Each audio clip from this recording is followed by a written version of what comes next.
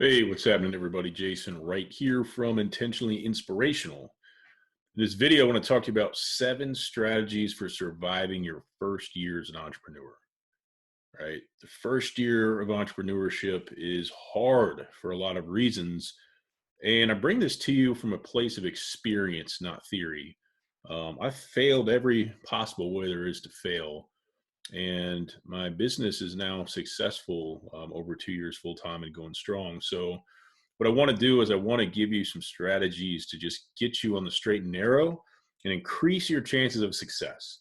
Right? I can't do it for you, but I can tell you what I've learned and maybe it'll help you out. So that is my purpose with this video today, my friends. All right, I'm going to use the Zoom whiteboard here. I like to sketch while I'm talking and see what we can do here. All right, so strategy number one. This one's not fun. It's not fun, but I'll tell you, it's super important. Okay. Number one is going to be save as much money as you can and spend as little money as you can.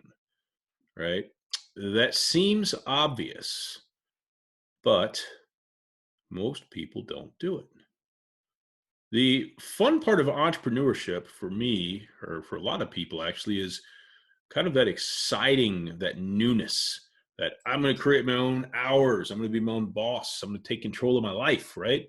That's the fun stuff. But most small businesses go under in 2 years or less for what? They run out of money or time or both. So if you can start with a side hustle, I'm a big, big, big fan of it.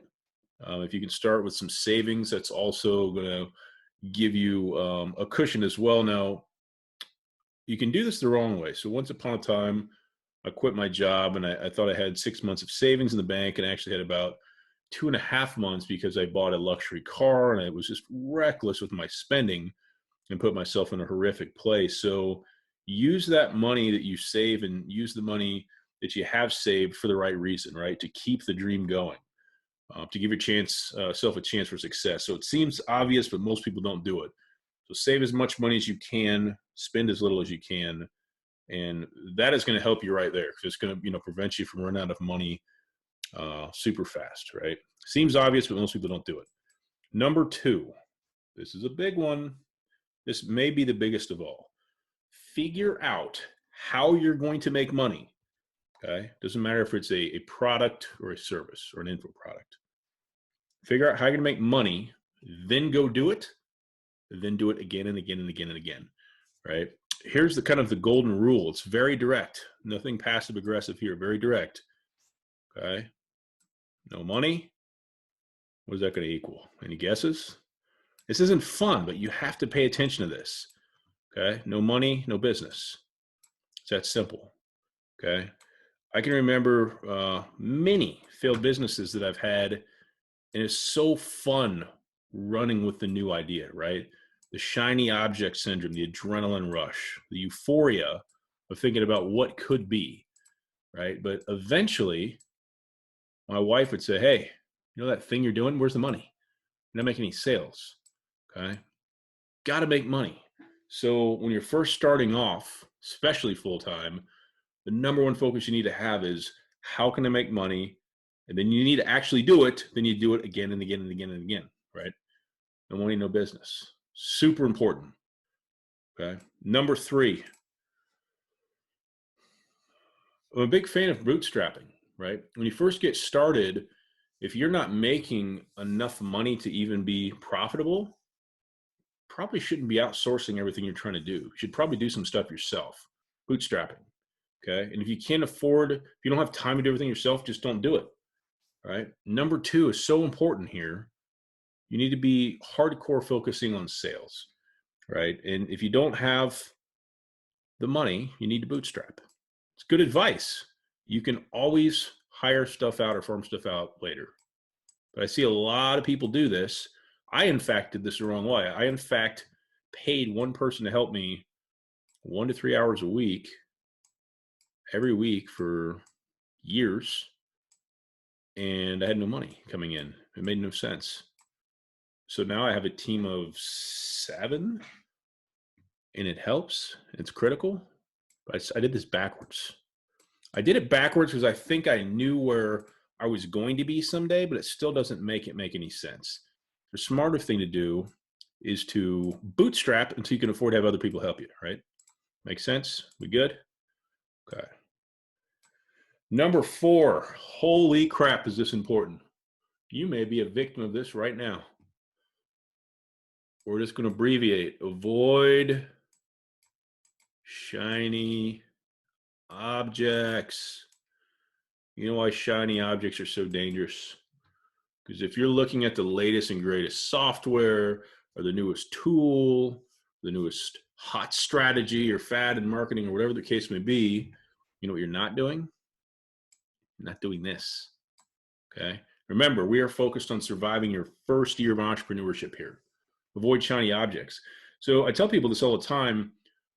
When you look back at number 2 and you're focusing on that thing that makes you money and you're doing it over and over, it should get to a point where that process, that sales funnel, is predictable. It almost becomes boring because you know how it works and what leads to success, right? There's not newness in that per se. There's always opportunities to optimize and improve that, but it just becomes routine. Okay, and that's not bad. That's a good thing. Shiny objects will waste more of your time and money than anything else I can think of. And for different people, they're attracted to different things, right? You can get obsessed with the newest theme for your WordPress site, or I see people do this all the time. Which email marketing platform should I use? And I have my opinions on that, but when we're talking about surviving, there's bigger things at stake here, right? So keep that in mind. Avoid distractions, avoid shiny objects. Number 5, it's important. Embrace positive people and communities that are successful in areas of the business that you are not, right? When you're getting started, it's very important that you have somebody to look up to. Even better if you have somebody who you can actually communicate and connect with, right? That could be one person, that could be a group, that could be a small gathering of people. The list goes on, but it's super, super important. The worst thing you can do is ask non-entrepreneurial people their advice on entrepreneurial matters. It's a terrible idea, right? It's like asking a landscaper what type of surgery you should have because your heart's failing. It doesn't make any sense, right? So we're going to call number 5 the power of positivity. Surrounding yourself with like-minded people who are in the place that you want to be within different areas of your business. The reason I say that is it's very likely you won't find one person that is your idol for every area of your business. You might find a marketing person, you might find a content person that you like to follow, or whatever the case may be. So it can be more than one person or more than one community. But that power of positivity to remind you that it is possible, that people are doing what you're trying to do, is very important. Okay. That's number 5. Number 6. This is the one that took me from part-time to full-time. Okay. For any business out there, as soon as you figure out number 2, what's the basic way that I can make money and do it again and again and again, then you need to say, how can I generate monthly recurring revenue? Okay. Intentionally Inspirational, my business currently has 6 buckets of income. 3 of those involve monthly recurring revenue, and 3 of those require me to do selling and closing every month, which I'm fine with. But having that monthly recurring revenue, especially in times or months where the other pieces of the business are more challenging, makes a difference, allows you to stay in business. Consistent flow of cash is very, very important. So be thinking about monthly recurring revenue. Some different ways you could do that. Could be membership sites, could be just a variety of programs, from any price points to a few dollars a month up to thousands of dollars a month, right? Agency services, etc. Monthly recurring revenue should definitely be a piece of your plan. It's very, very important and definitely can help your business stay stable and grow. That's a big one. And then finally, number 7, some people will disagree with me. This is what's worked for me.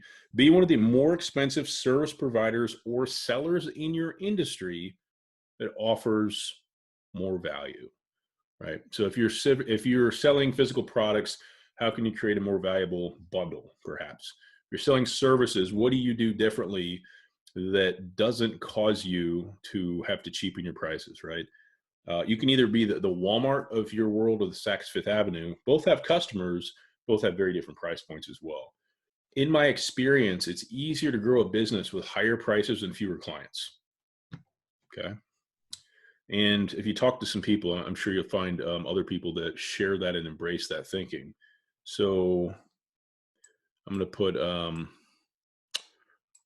don't want to put be expensive, be a top tier provider. How about that? Okay. And I want you to